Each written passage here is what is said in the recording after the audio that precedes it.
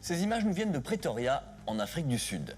Et aussi étonnant que cela puisse paraître, eh bien, les personnes que vous voyez subir ces sévices, eh bien, sont consentantes.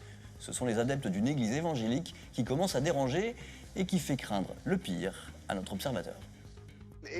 Ils s'appellent les adeptes de la fin du temps. Ils sont célèbres, mais moi je dirais qu'ils sont infâmes.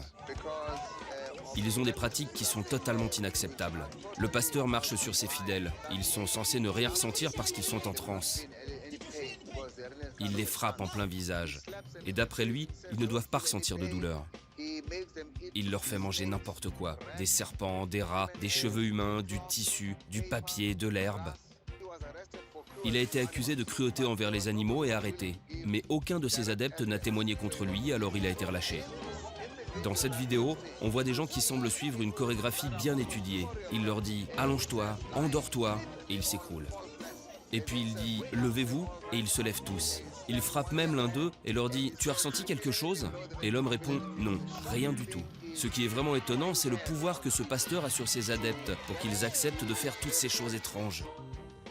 Ces pratiques extrêmes commencent à énerver certains habitants de Pretoria, à tel point que récemment, les tentes qui abritent ces cérémonies ont été attaquées et brûlées. Et cette escalade de violence inquiète bien sûr notre observateur. Tout ça m'inquiète beaucoup, car si les gens commencent à s'énerver contre eux, il va y avoir d'autres violences.